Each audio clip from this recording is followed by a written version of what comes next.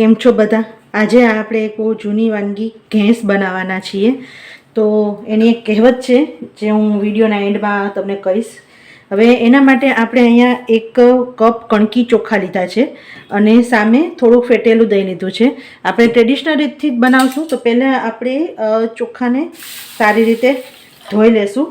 1-2 પાણીથી આપણે ધોઈ લેવું સારી રીતે. આ રેસીપી ઉનાળામાં અત્યારે એકદમ અનુકૂળ છે, કારણ કે તમને બિલકુલ ભારે નહીં લાગે, પેટમાં ઠંડક રહેશે અને આ એક એવી રેસીપી છે જેમાં તમને વિટામિન B12 પણ મળશે. એટલે કે જે લોકો નાના બાળકોથી લઈ મોટા વડીલો સુધી કોઈ પણને વિટામિન B12ની ખામી હોય લઈ શકે. અને નાના બાળકોને જો તમે આપવા માંગતા હોય તો આગળ રેસીપીમાં હું જણાવીશ કે કેવી રીતે તમે આપી શકો.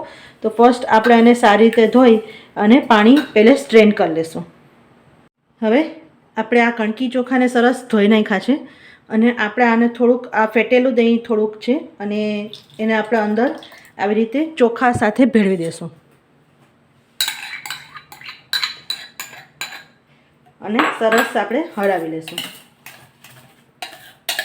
હવે આ ચોખા અને જે દહીં આપણે મિક્સ કરીને રાખ્યું છે ને એને 1.5 કલાક મિનિમમ એને આવી રીતે ઢાંકીને ફર્મેન્ટેશન માટે રાખશું. જો તમારી પાસે વધારે ટાઈમ હોય તો થોડુંક વધારે પણ રાખી શકો. અને ફર્મેન્ટેશનવાળી જે પણ તમે વસ્તુ ખાઓ ને એમાં તમને વિટામિન B12 જરૂર મળશે. અને બીજું કે જેને આથાવાળી વસ્તુ ન ખાઈ શકતા હોય તો એના માટે તમારે આ રીતે પલાળવાનું નહીં, એના વગર પણ ઘેંસ થઈ શકશે.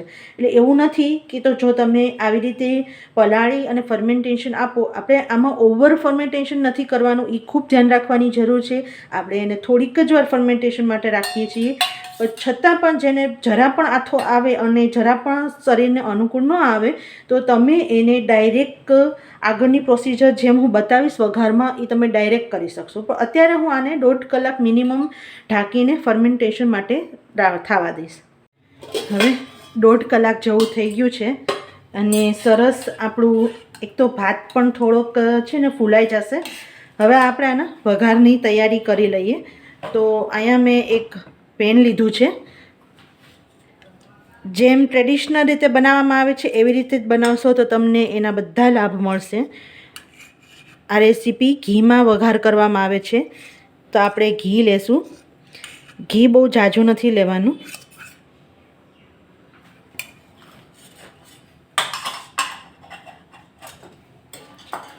જેવું ઘી થોડુંક ગરમ થાય એટલે આપણે પહેલાં જીરું નાખી દઈશું.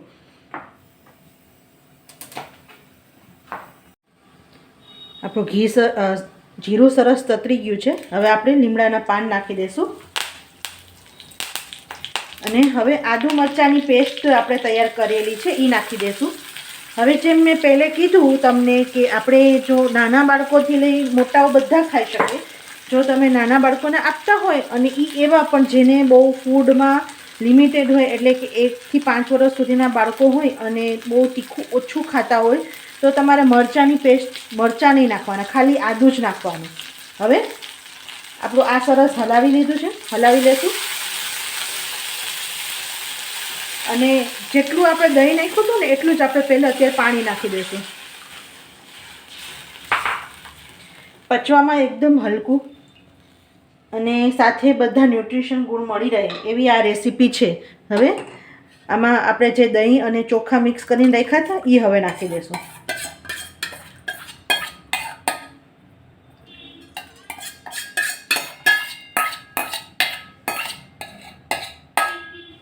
અને સરસ આપણે હલાવી લેવાનું છે.